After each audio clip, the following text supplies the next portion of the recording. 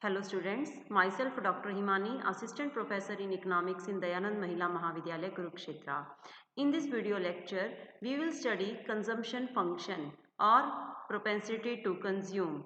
What are the kinds of propensity to consume and what are the various factors which affect the consumption function.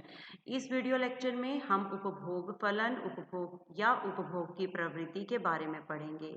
हम ये देखेंगे कि उपभोग की प्रवृत्ति के कितने प्रकार होते हैं और उपभोग फलन को प्रभावित करने वाले कौन-कौन से तत्व होते हैं। First of all, what is consumption function? उपभोग फलन क्या है? Consumption function is a basic concept of macro economics. This concept establish relationship between consumption and income.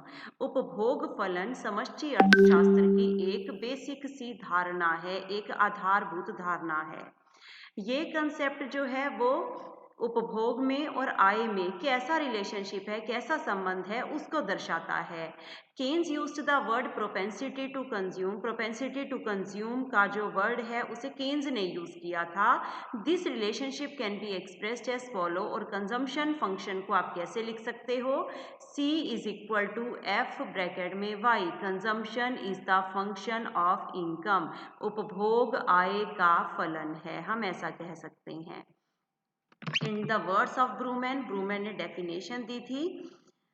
According to Brugman, consumption function shows According to Brugman, consumption function shows what expenditure consumer will wish to make on consumer good and services at each possible level of income.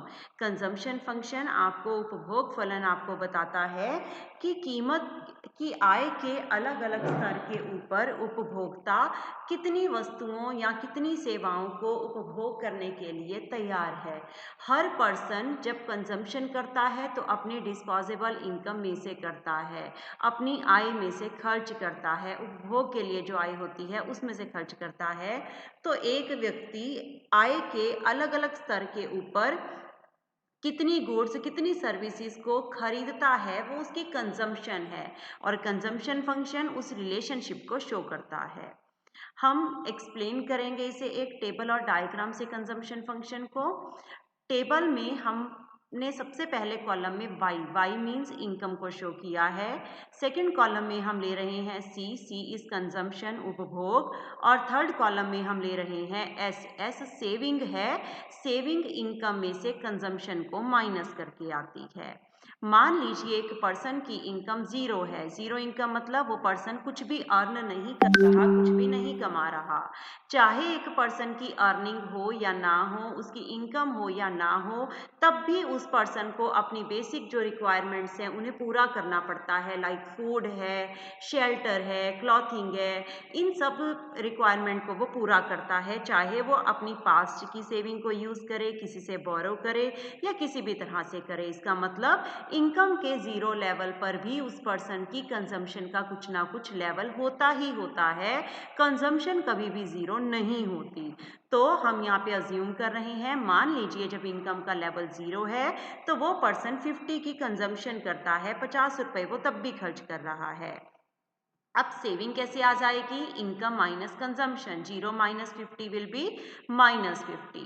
Suppose उसकी income zero से increase होके 50 हो जाती है। Zero से 50 होने के बाद जैसे ही उस पर्सन की इनकम बढ़ेगी वो कंजम्पशन भी इंक्रीज करेगा, but increase in consumption is always less than increase in income. This is the psychological law of consumption. उपभोग का एक मनोवैज्ञानिक नियम है, केन्स ने ये नियम दिया था। ये नियम ये बताता है कि जब आय बढ़ती है तो उपभोग भी बढ़ता है, बट उपभोग में जो वृद्धि है वो हमेशा आय में वृद्धि से कम होती है। इसलिए क्योंकि जब भी एक पर्सन की इनकम बढ़ती है तो वो पर्सन अपने उपभोग को उतना नहीं बढ़ाता जितनी उसकी इनकम बढ़ी, क्योंकि वो अपनी इंक्रीज इनकम का कुछ पार्ट अपने फ्यूचर के लिए सेव भी करना चाहता है, बचा कर भी रखना चाहता है। तो यहाँ हम टेबल में इनकम में हमने इंक्रीज लिया 50 का, बट कंजम्पशन 50 इंक्रीज नहीं हुई, बल्कि कितनी इंक्रीज हुई, सिर्फ 25। और सेविंग कितनी आई, income minus consumption, 50 minus 75 is minus 25। Again income increase हो जाती है, फिर कंजम्पशन इंक्रीज होती है, बट इन ऑल केस हमने इनकम में डिफरेंस लिया है 50 का, 50-50 इनकम इंक्रीज हो रही है, बट कंजम्पशन ओनली 25 के हमने एक अपने आप अज्यूम किया, उसके अकॉर्डिंग इंक्रीज हो रही है। Saving 100 minus 100 will B 0, in next case saving will be 25, then 50 and then 75. It is clear from the table that at this level income 100 है, कंजम्पशन भी 100 है। एक पर्सन जितना पैसा कमा रहा है उतना ही खर्च कर रहा है, मतलब उसकी सेविंग 0 है। इसके ऊपर वाले पोर्शन में क्या है, उसकी इनकम के दोनों लेवल कम है, 0 and 50, but consumption is more than income, उपभोग आय से ज़्यादा है, तो यहाँ उसकी सेविंग नेगेटिव है। एंड आफ्टर दैट लेवल उस पर्सन की इनकम जैसे जैसे इंक्रीज हो रही है, कंजम्पशन भी इंक्रीज हो रहा है, बट इनकम के अमाउंट में इंक्रीज नहीं होता, और इस केस में इनकम की वैल्यू कंजम्पशन से ज़्यादा है, तो यहाँ पे सेविंग पॉजिटिव है और कॉन्टिन्यूसली सेविंग लगातार बढ़ती जा रही है। हम इसी को अगर डायग्राम में शो करें तो डायग्राम में हमने एक्स एक्सिस पे इनकम को शो किया है, वाई एक्सिस पर हम ले रहे हैं कंजम्पशन और सेविंग को। इनकम का लेवल अगर आप ध्यान से देखें, इनकम 0 से स्टार्ट है, 0 से हमने 45 डिग्री पर एक लाइन लेनी है, ये लाइन इनकम की लाइन है। Income is equal to consumption plus saving. Income को आप दो पार्ट में डिवाइड करते हैं, या तो आप इनकम में से कंज्यूम कर सकते हैं या फिर सेव कर सकते हैं, तो इनकम कंजम्पशन प्लस सेविंग के इक्वल होती है। कंजम्पशन कैसी है, क्योंकि कंजम्पशन कभी भी 0 नहीं होती, इनकम के 0 लेवल पे भी कुछ ना कुछ कंजम्पशन होती है। जैसा कि हमने टेबल में कंजम्पशन को 50 लिया, सपोज ये 50 का लेवल है, कॉन्टिन्यूसली कंजम्पशन इंक्रीज हो रही है, but increase in consumption is less than increase in income, इसीलिए कंजम्पशन की लाइफ जो लाइन है वो इनकम की लाइन से फ्लैट है। इनकम 45 डिग्री की लाइन है, लेकिन कंजम्पशन इस तरह की पॉजिटिव स्लोप में है, इंक्रीज हो रही है, बट इंक्रीज इसका इनकम से कम है, इसीलिए ये कुछ फ्लैट है। सेविंग कैसी है, जहां पर कंजम्पशन और इनकम आपस में इक्वल है, इस ई पॉइंट के ऊपर इनकम कंजम्पशन इक्वल, मतलब यहाँ पर सेविंग 0 है, यहाँ पे बचत जो है वो 0 है। एंड बिफोर दिस लेवल, इस स्तर से पहले क्या था, 0 से पहले सेविंग नेगेटिव थी, तो हमने सेविंग का कर्व जो है वो 0 के नीचे से स्टार्ट किया, धीरे धीरे सेविंग बढ़ती जा रही है, इंक्रीज हो रही है।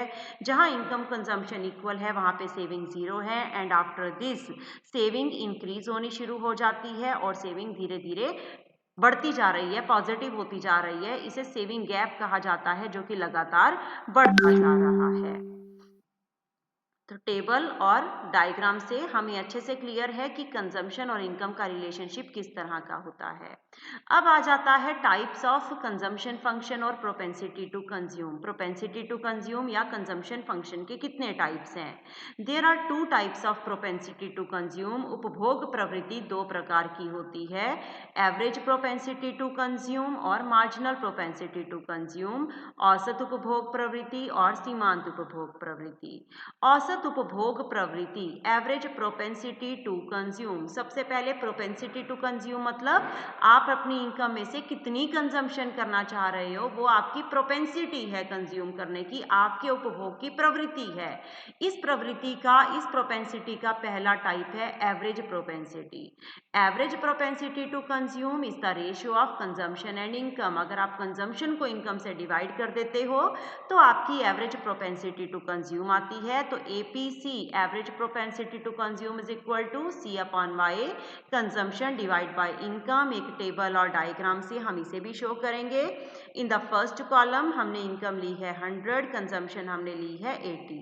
इनकम 100 इंक्रीज हो रही है, कंजम्पशन में हमने गैप चेंज किया, 100 नहीं लेंगे, क्योंकि प्रोपेंसिटी टू हमारा जो law of psychological law of consumption है वो क्या बताता है, that change in consumption is always less then change in income. तो कंजम्पशन में पहले हमने 70 का चेंज लिया, फिर 60 का चेंज लिया।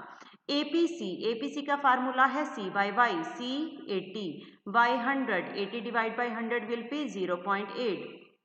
And in next case, consumption is 150, income is 200. 150 divided by 200 is 0.75. And in third case, consumption is 210, income is 300. 210 divided by 300 is 0.70. अगर आप अब इसका डायग्राम ड्रॉ करते हैं तो डायग्राम बिल्कुल सिंपल सा डायग्राम आ जाएगा। डायग्राम में हमने इनकम को लेना है वाई एक्सिस पे और कंजम्पशन को हम ले रहे हैं, इनकम को हम ले रहे हैं एक्स एक्सिस पे, कंजम्पशन हम ले रहे हैं वाई एक्सिस पे। सबसे पहला पॉइंट है जब इनकम 100 है और कंजम्पशन हमने ली थी 80, इनकम 100 कंजम्पशन 80, फिर 200 पे 150, 300 पे 210। सबसे पहले इनकम आपकी 100 थी, कंजम्पशन आपकी 80, 100 से थोड़ा सा नीचे हमने लिया ए पॉइंट। फिर इनकम 200, कंजम्पशन 150, इनकम 300, कंजम्पशन 210। 200 और 250 के बीच में 200 से थोड़ा सा ऊपर 210 का लेवल है, ये सी पॉइंट है। तीनों पॉइंट को ज्वाइन किया, ये आपका कंजम्पशन फंक्शन है। यहाँ हमने लिख देना है ए पॉइंट पे propensity to consume, average propensity to consume 0.8 है, बी पॉइंट के ऊपर 0.75 है और सी पॉइंट के ऊपर इट इज 0.70। नेक्स्ट है मार्जिनल प्रोपेंसिटी टू कंज्यूम, सीमांत उपभोग प्रवृत्ति। जैसे average propensity to consume C upon Y था, marginal propensity to consume delta C by delta Y है।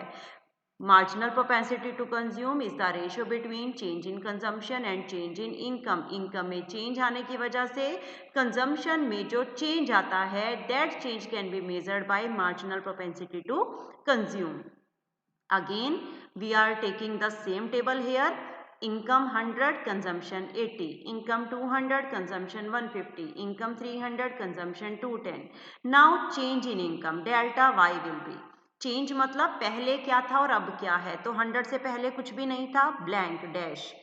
200 माइनस 100 कितना चेंज आया इनकम में, 100 का। फिर जब इनकम 200 से 300 हुई तो कितना चेंज आया, 100 का।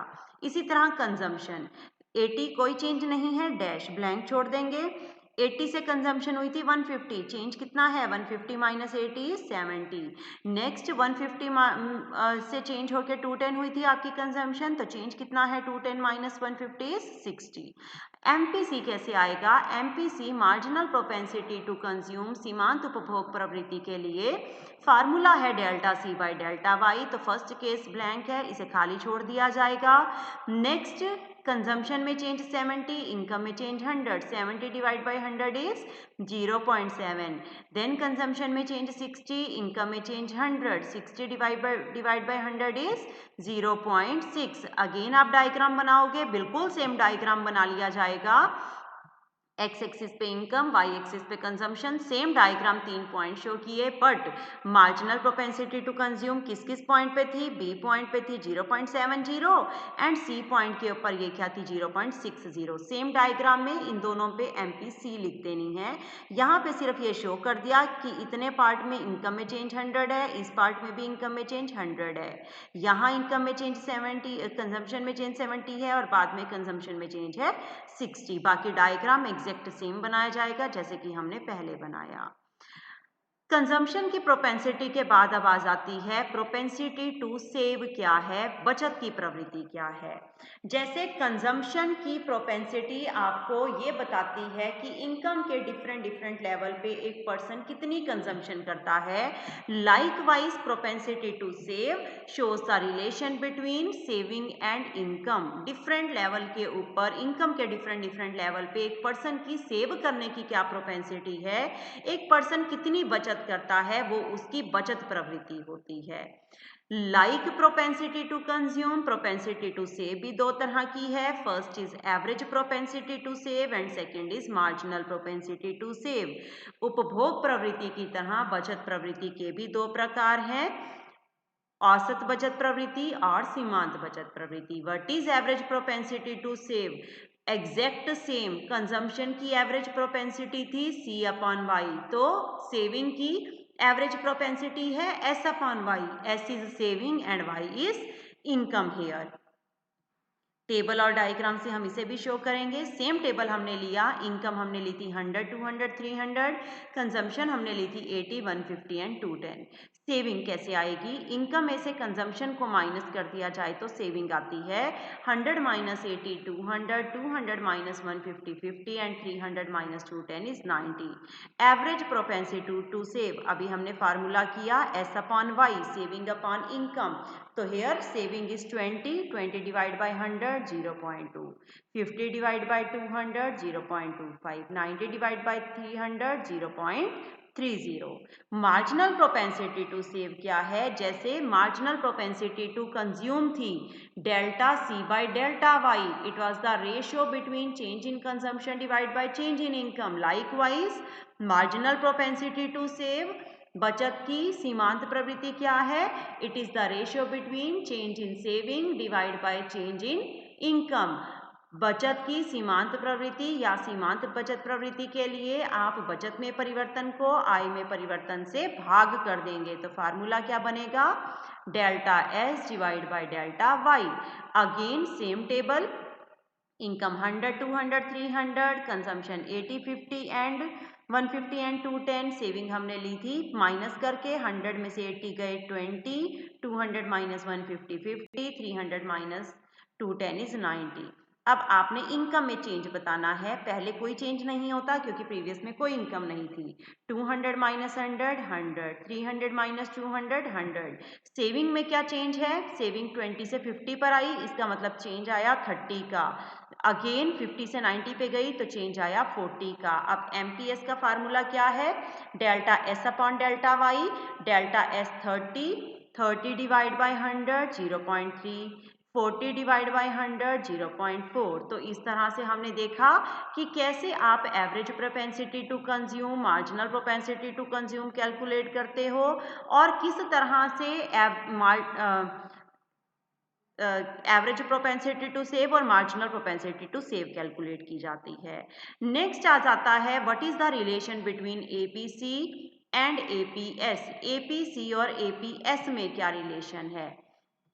Average propensity to consume, average propensity to save. आपको पता है एक पर्सन, अभी हमने किया था income is equal to consumption plus saving. आय जो है वो उपभोग और बचत को प्लस करके आती है।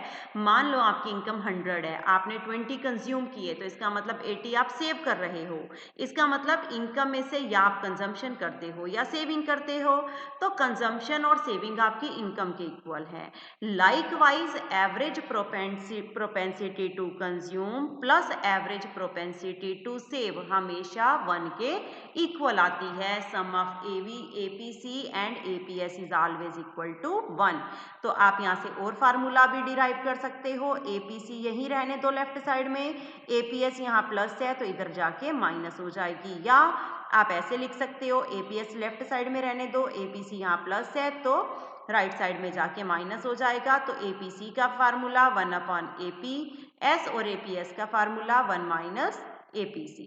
हम पिछले हमने जो टेबल बनाई अगर हम बोलें income, consumption, saving same level, APC जो हमने कैलकुलेट की, APS जो हमने कैलकुलेट की थी, अगेन हम ये दोनों को सेम लिख देते हैं। तो यहाँ पे शो हो रहा है, देखो 0.8 प्लस 0.2 1, 0.75 0.25 प्लस करोगे 1 आ जाएगा। अगेन 0.70 और 0.30 ये भी किसके इक्वल आ जाएगा? 1 के। जैसे APC और APS में रिलेशनशिप होता है उसी तरह से MPC और MPS में भी रिलेशनशिप होता है। Sum of MPC and MPS is always equal to 1। इनका सम भी हमेशा 1 के इक्वल होता है। तो यहाँ पे भी MPC plus MPS is equal to 1। MPC का फार्मूला क्या बन जाएगा? 1 माइनस MPS और MPS बताना है तो 1 माइनस MPC। अगेन हम सेम टेबल से शो करेंगे इस रिलेशन को। इनकम सेम वही 100 200 300, कंजम्पशन 80 150 एंड 210, सेविंग हमने ली माइनस करके, 100 में से 80 गए 20 50 एंड 90। MPC क्या आ जाएगा? फर्स्ट केस में ब्लैंक था क्योंकि कुछ भी चेंज नहीं था। फिर हमने सेम वैल्यूज MPC की और सेम वैल्यू MPS की लिखी। जब हमने प्लस करके देखा तो 0.7 plus 0.3 is 1, 0.6 plus 0.4 is always equal to 1। So relation क्या इस्टेब्लिश हुआ कि एवरेज प्रोपेंसिटी टू कंज्यूम और सेव का सम भी हमेशा 1 होता है और मार्जिनल प्रोपेंसिटी टू कंज्यूम और मार्जिनल प्रोपेंसिटी टू सेव का सम भी हमेशा 1 के इक्वल आ जाता है। MPC की कुछ फीचर्स भी हैं, सीमांत उपभोग प्रवृत्ति की कुछ विशेषताएं भी हैं। सबसे पहली विशेषता है आपने पीछे टेबल में देखा होगा कि एमपीसी हमेशा पॉजिटिव होती है। सीमांत उपभोग प्रवृत्ति हमेशा प्लस में आती है, कभी भी नेगेटिव नहीं होती, क्योंकि जब भी एक पर्सन की इनकम इंक्रीज होती है तो वो कंजम्पशन को इंक्रीज करता है। कभी भी ऐसा नहीं होता कि इनकम इंक्रीज हो जाए और अपनी कंजम्पशन को आप पहले से कम कर दो, तो कंजम्पशन कभी नेगेटिव नहीं होती। That's why MPC is always positive. और एमपीसी की वैल्यू हमेशा 0 और 1 के बीच में होती है। इसका मतलब जब भी एक पर्सन की इनकम इंक्रीज होगी वो कंजम्पशन को इंक्रीज करेगा। लेकिन कंजम्पशन हमने पढ़ा था according to law of psychological law of consumption, increase in consumption is always less than increase in income. हमेशा उपभोग में वृद्धि आय में वृद्धि से कम होती है। इसका मतलब एमपीसी की वैल्यू 1 से बड़ी नहीं होगी, क्योंकि कंजम्पशन कभी भी 1 के इनकम के इक्वल नहीं होगा, और कभी भी कंजम्पशन 0 नहीं होगी, तो ये कभी भी 0 नहीं होगी। It always lie between 0 and 1। हमेशा एमपीसी की वैल्यू 0 और 1 के बीच में आएगी। MPC of poor is more than rich. Rich person की मार्जिनल प्रोपेंसिटी टू कंज्यूम कम होती है, पुअर की ज्यादा होती है। इसलिए क्योंकि पुअर पर्सन की इनकम अगर बढ़ती है तो पुअर पर्सन पहले से ज्यादा कंज्यूम करना शुरू कर देते हैं, लेकिन रिच पर्सन की कंजम्पशन पहले ही ज्यादा होती है तो उनकी एमपीसी के ऊपर कोई भी फर्क नहीं पड़ता। डिक्रीजिंग एमपीसी, जैसे जैसे इनकम इंक्रीज होती जाती है एक पर्सन की कंजम्पशन की प्रोपेंसिटी कम होती जाती है, मार्जिनल प्रोपेंसिटी कम होती जाती है। मतलब वो अपनी इनकम में से सेविंग को ज्यादा करना शुरू कर देता है और कंजम्पशन कम कर देता है। नेक्स्ट आ जाता है what are the factors which affect propensity to consume. उपभोग प्रवृत्ति को प्रभावित करने वाले तत्व कौन कौन से हैं। ऐसे कौन से फैक्टर्स हैं जो कंजम्पशन पे इफेक्ट डालते हैं, जिनकी वजह से कंजम्पशन कम या ज़्यादा हो सकती है। इन फैक्टर्स को हम दो पार्ट में डिवाइड कर रहे हैं, subjective factor and objective factors. What are subjective factors. Subjective factors को भी हम फर्दर 2 पार्ट में डिवाइड करते हैं, individual factor and business factor. सबसे पहले हम ले रहे हैं व्यक्तिगत तत्व, individual factors. Famous economist JM Keynes ने 8 रीजन दिए थे जिनकी वजह से एक पर्सन की सेविंग और उसके सेविंग या जो कंजम्पशन है वो लेस हो सकती है। ये फैक्टर्स कौन से थे। सेविंग ज्यादा या कम हो सकती है। ये फैक्टर हैं फॉर साइटेडनेस, दूरदृष्टि। कई लोग अपने फ्यूचर के बारे में ज्यादा ध्यान देते हैं, तो वो लोग अपनी आज कंजम्पशन कम कर देते हैं और फ्यूचर के लिए सेव करते हैं।